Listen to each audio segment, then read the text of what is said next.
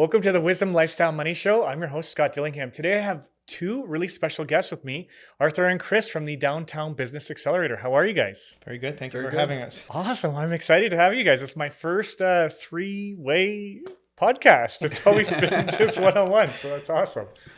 So welcome. So usually when we start these, we'll start off with, your childhood and growing up to kind of get to where you are now. And then we'll talk about how you guys help businesses and some wisdom you have to share with people and that type of thing. So we'll start with you, Arthur. Okay, so I'll go not way back, but way back. I came here to Windsor, Ontario from Romania when I was 13. My dad ran away during communism, so I didn't see him from like the age of 9 to 13. He went from Romania to Hungary to Austria and finally to Canada. And it was a little stressful at first because Hungary, when he got there, he basically couldn't claim refugee status because it's still a communist country. And price of a human life back then was a wagon of salt for a refugee sent back. Fortunately, he made it across to the Austrian border. And then in 92, my mom and I came to Windsor. And it was interesting because one of the reasons that I'm passionate about the accelerator is like once I graduated university here, I couldn't find a job. So I went to South Korea to teach English. I met my now wife there, who's from Cape Breton. We came back to Windsor. Again, couldn't find a job. She went back to do her education degree, went back to do my MBA. And then I started the accelerator like 10 and a half years ago. And one of the reasons I'm passionate about it is because I don't want my two kids to have to leave the city to do something that they care about, that they're passionate about. If you can't find a job, you can hopefully, with our help, create one. That is so cool. That's so cool. I love it. And we're going to talk more about that in a minute.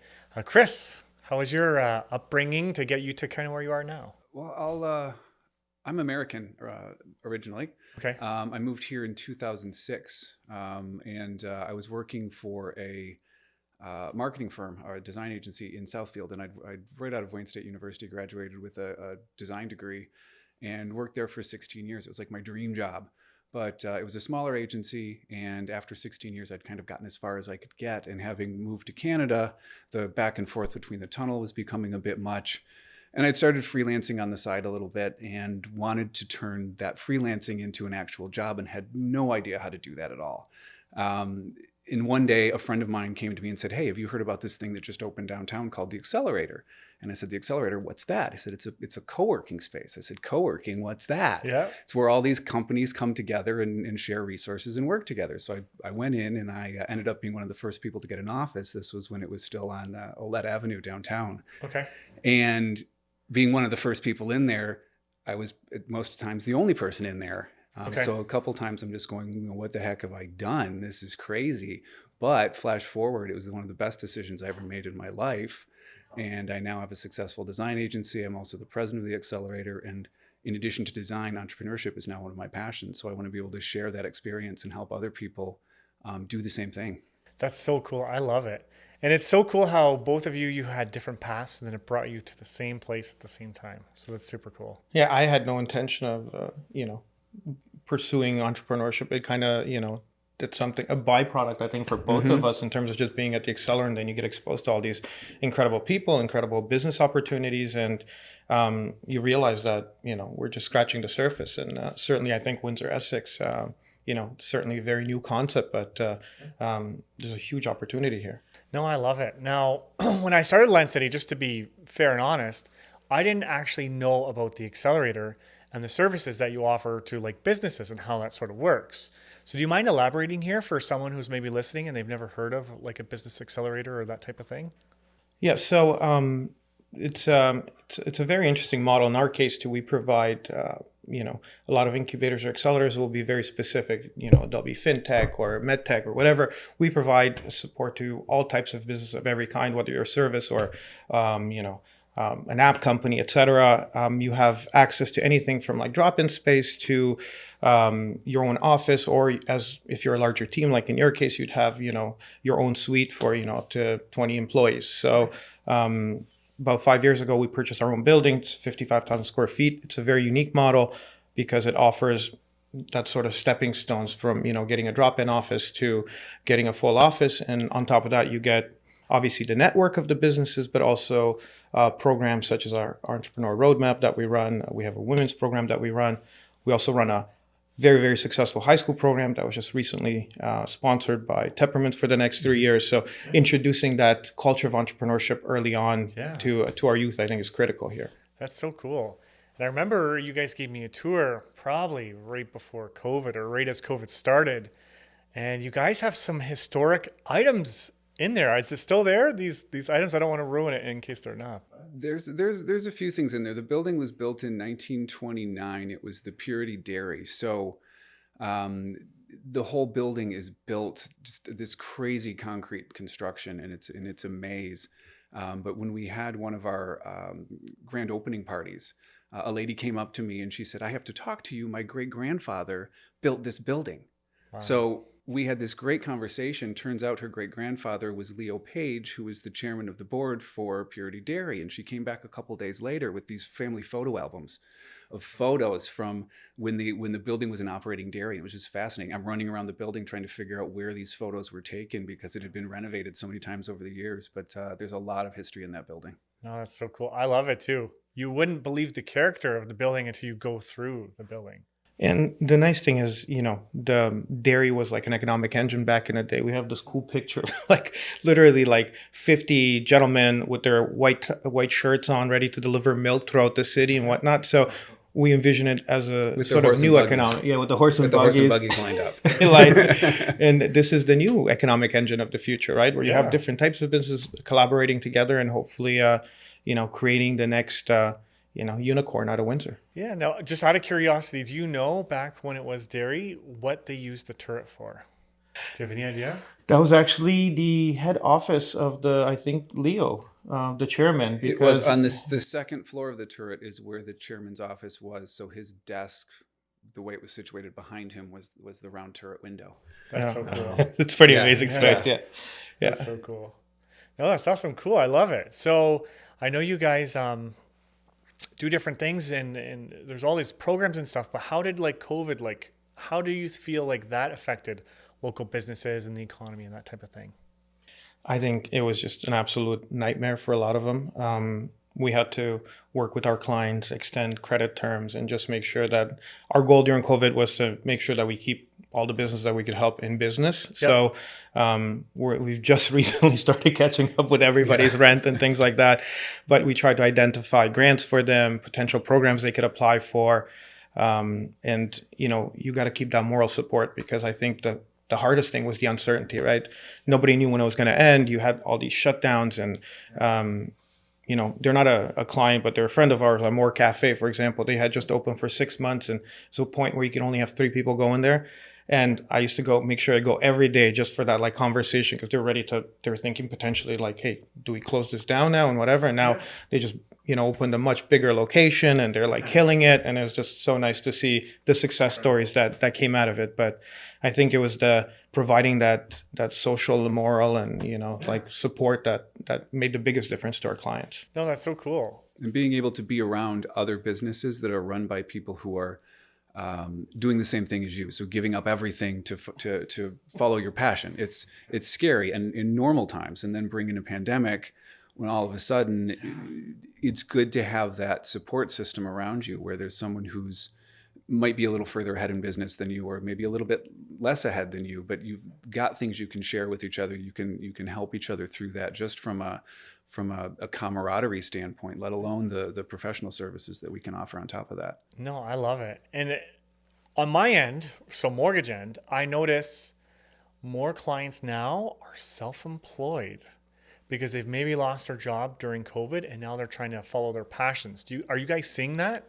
Absolutely. There's been, I think, a massive trend in people who, even if they didn't lose their job, but they start a side hustle and, all of a sudden that side hustle, especially if I was online, it took off, right? Because a lot of online businesses were very successful and they realized, well, I can do this for a living. So I've seen quite a few people that decided to quit their jobs or move into their side hustle permanently. Cool. So yeah, I think for Windsor, it was almost this push that the city would have never got without COVID, because it forced people, and sometimes, necessity is the mother of all invention, right? So it kind of brought us in line with everybody else, where people now looked at entrepreneurship as hey, this is a legit way to make a living and have a career. So yeah. Yep. Now, so working with business owners every single day, right? You guys probably see a lot of what works and what doesn't work.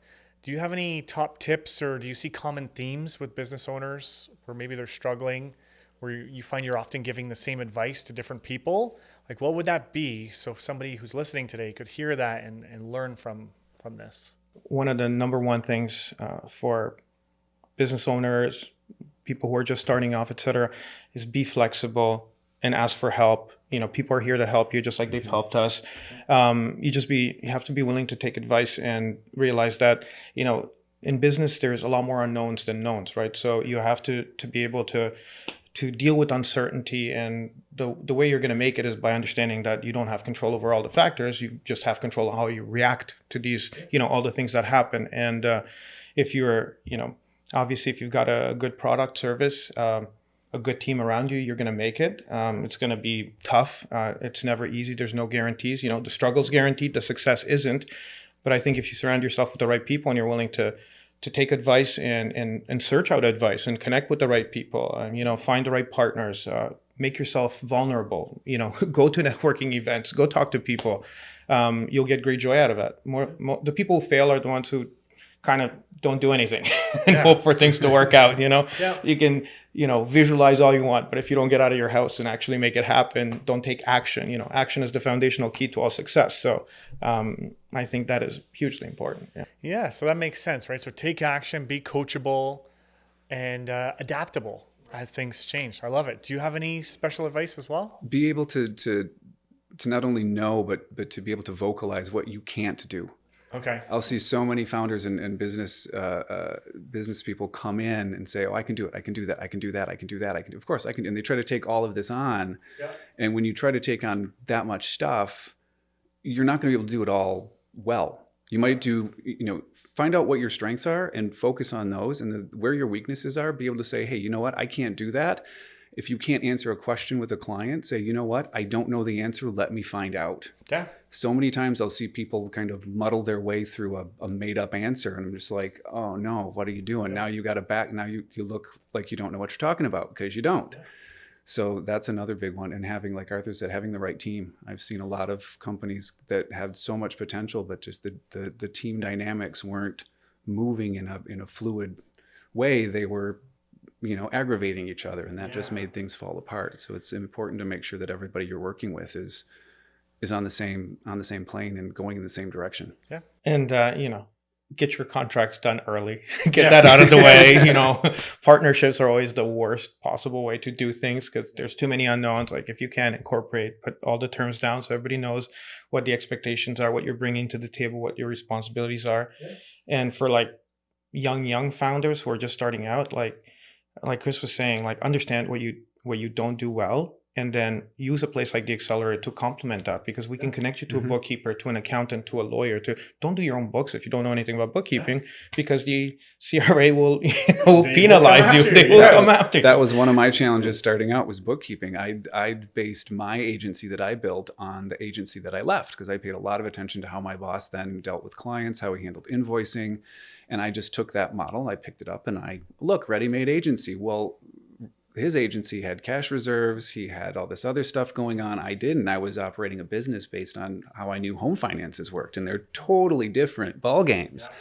So I was at my accountant at one point. She said, "Look, you need to hire a bookkeeper because you're paying me $250 an hour to fix basic bookkeeping mistakes. Yeah. So go get a bookkeeper and learn business accounting." So I went and learned business accounting, got a bookkeeper, and fixed that stuff. But that was, something that I just had no idea. I'm like, "Oh, just take this and drop it here and it's going to work." It didn't.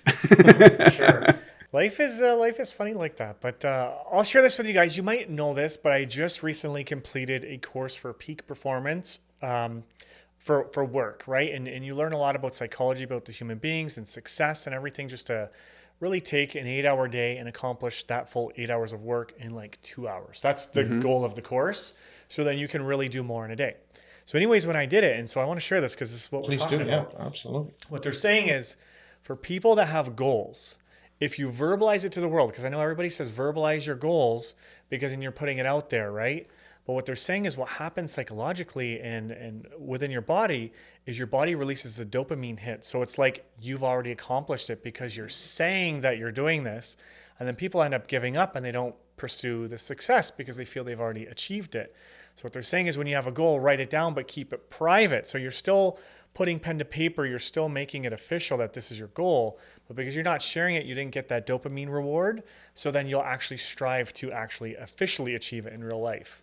Have you guys seen that or heard of that before? Yeah, absolutely. Well, because you're celebrating before you've done it, right? So you've already got the reward. So you're not going to accomplish the task after. If I give you a medal before you run the race, you're like, I don't have to run this marathon. I already got my marathon label. But I think it's also like, to your point, though, celebrating some of the milestones along the way. So let's say my goal is I write it down. I'm like, hey, I'm going to make X amount of dollars by the end of, next year.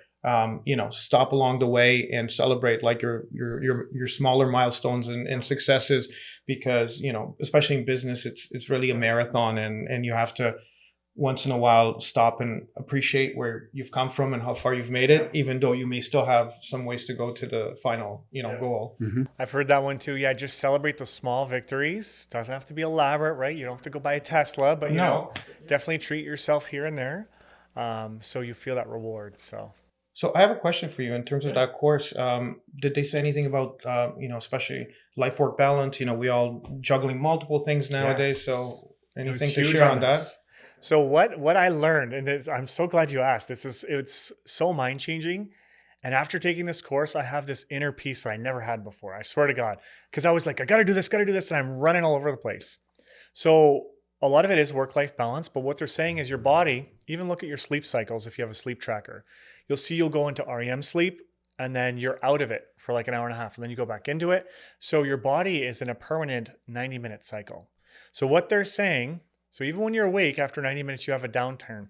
They're saying just rest and recover. So there's a couple things, and it's like silly stuff, and I haven't done all of it, but some of it is like, and you couldn't do this during the workday, but, cold shower, that'll refresh you, staring at a wall, because you're desensitizing yourself by staring at a wall for 5 minutes, stretching, going for a walk in nature, and just take these quick 5-minute little breaks, because everybody works, but you don't stop to rest and recover. Right. So by doing that, what happens is when you leave to go home for the day, you can leave everything behind you because you've sort of accomplished it and you've rested. So it improves your work-life balance because then you're at home and you're present in the moment instead of thinking, I got to do this or I got to do that.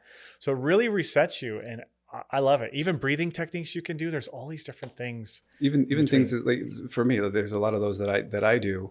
But even things like, if I'm frustrated on a project, I've learned that trying to work through that project being frustrated doesn't get the project done. It means I get the project done with mistakes and then I have to redo it, and it means more work.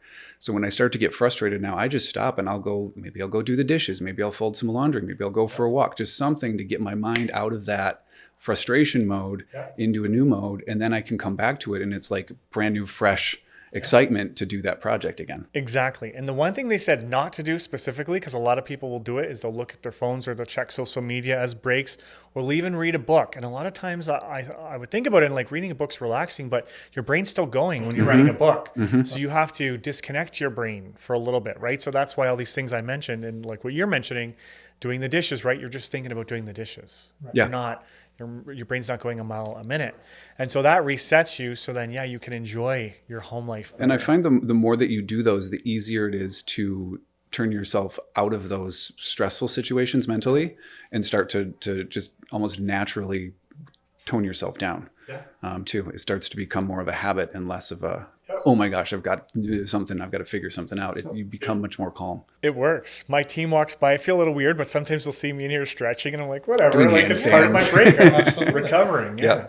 I'm a huge fan of the Pareto principle, because I want to get the 80% by doing the 20%, right? Yeah. So all these little things that you just mentioned, like the cold shower, the stretching, meditation, breathing, going for a walk, these are available to everyone. They're so simple and easy to use.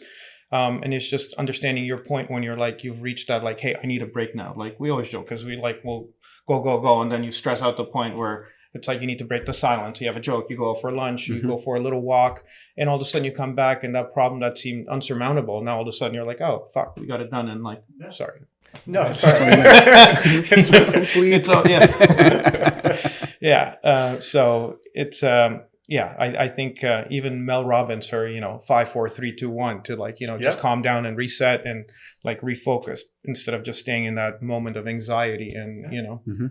Yep. And the other thing I learned, which is cool, and I'll share it because you might have value in your business, but they say batch your work. Instead of having your email open all day and responding to it instantaneously, even if you did 20 minutes every hour of it and you just logged in, you did it, you can get all your emails done in a fraction of the time instead of it literally taking you all day. Because if it's open, it's going to take you all day to do your emails. and they're constantly. All of us Mhm. probably get like literally hundreds of Hundreds emails a day. Yep. So, Yeah. and it's stressful, right? Because that constant being as well. So when you say, when you set it aside, then it's out of your mind, right? Yep, and you focus on your another project that you have to do or task, right? And then you come back to it and you do it.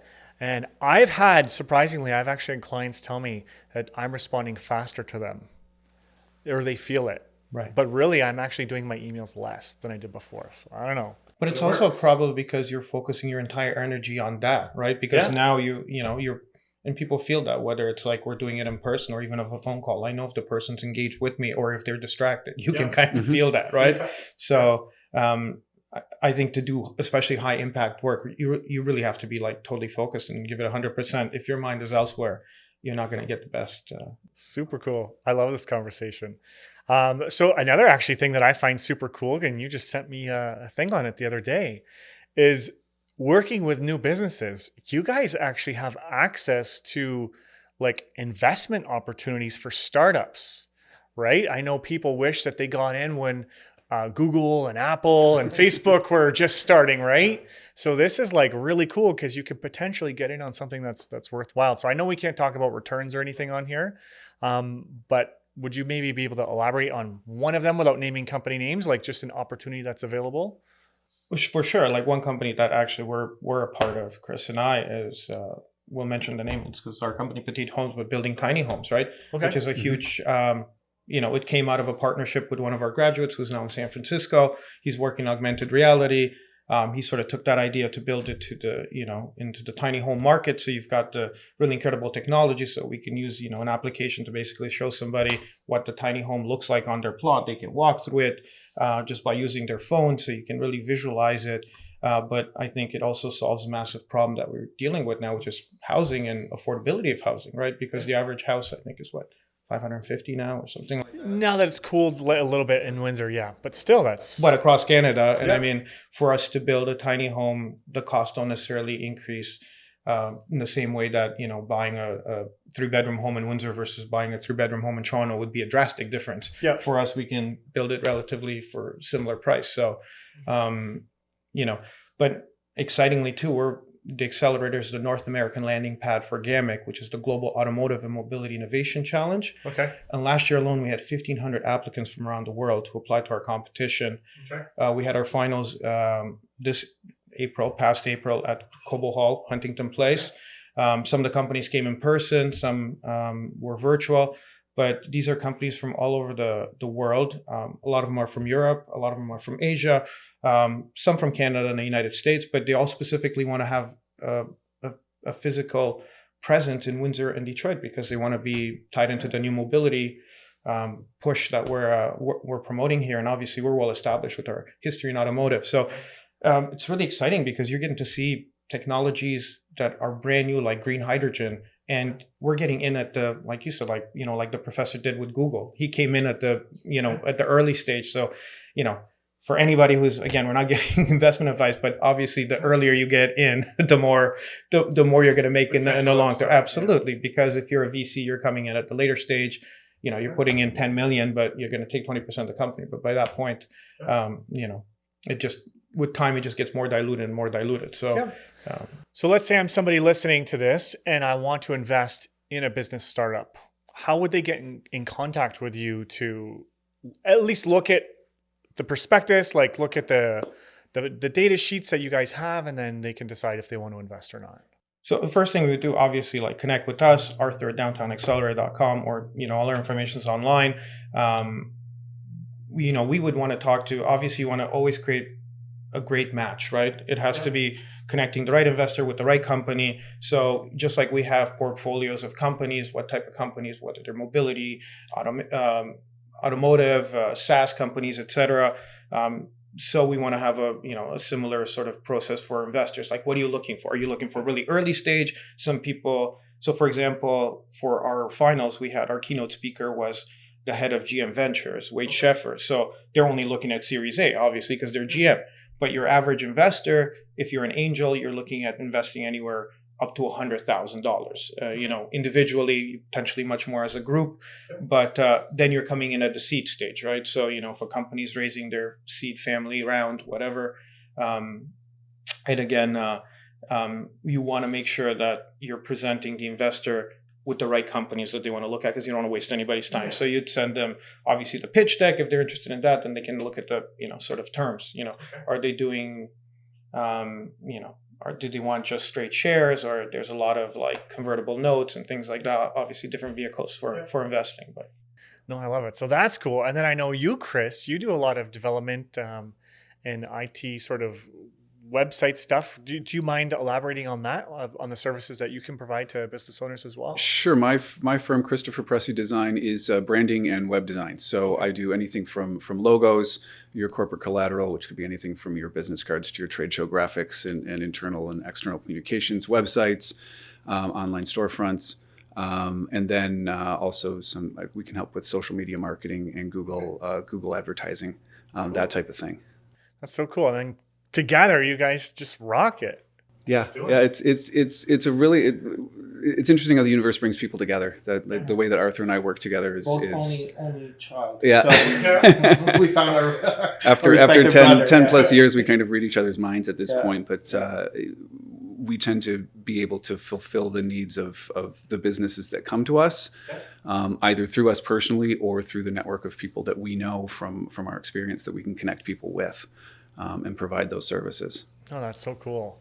And then lastly, because I know we got to cut this, but you guys also have like a co-working space, right? Where if I was somebody who was interested in your services or to see what you offer, I could come in there and just hang out.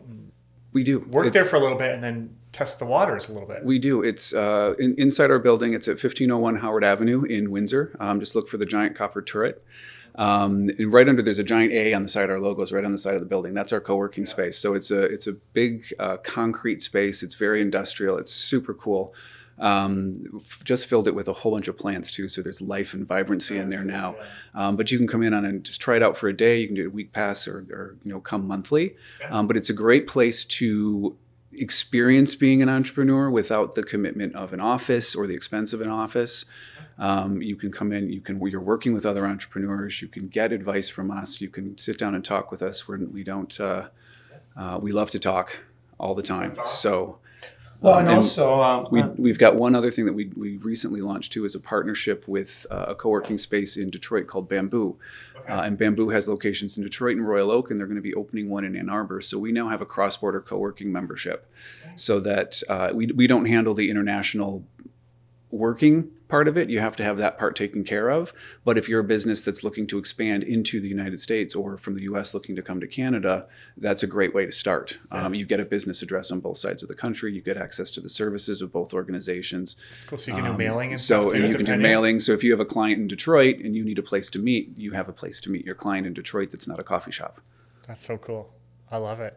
What were you going to say there? You were going to say something. No, that Chris brought it up because I'm like, that's really cool. And I think, Windsor, Detroit, we're probably the most unique in terms of like the geographic location and the relationship that the two cities have had historically, right? So it's an awesome opportunity, especially for those, especially for international companies that are looking to have access to both countries. And technically Canada is much easier to come in and set up your shop here than in the US, but we still provide that opportunity to. Mm-hmm. That's so cool. It's a cool building. Anybody who has not been to it has to at least check it out. I remember I had a parking ticket before, and I went in there. I don't know if they're still a tenant, but I went in there and they fought my ticket for me. So that was the very first experience I had of the place. It was really cool. And then we did the escape room thing that's there. Is that still there?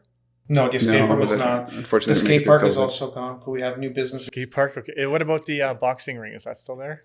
No. That became the skate park. Okay. Yeah. So it's the beautiful part. It's like a constant reimagining of the yeah. building. Yeah, and it's because it's such a broad variety of space. You've got light industrial, you've got office space.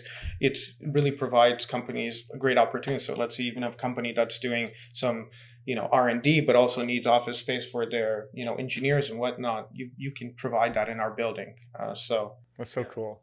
And just out of my curiosity, did you guys do anything with the basement yet? The basement was so cool, the opportunities that you could do there, but not yet. okay. But we have some great ideas for it. Yes. Yeah. Well, that's the other thing, to put it out to potential investors or partners if they want to connect with us to see if they want to work with us with our companies or anything within the building. We're always open. Okay. I think, like I said, I think there's a great deal of opportunity here that, we're just scratching the surface. So I believe it's all about finding, like attract like, finding the right people who share our mindset, who want to, create a better future for themselves, but also for our region. And let's get wealthy together. I love it. Let's get wealthy together, guys. I love it. No, that's awesome. Well, thanks for coming on. What we'll do is in the description of this, because it's also going to go on YouTube and stuff, we'll put all the links and everything for what we've discussed here today. So then if anybody here is watching this and you want to invest with them or rent from them or be part of the the whole economy that they've set up for business owners, it'll be available for you. Awesome. All right, well, thanks for coming, guys. Thanks so much. Very much appreciate it, man. You're welcome. Take care, guys.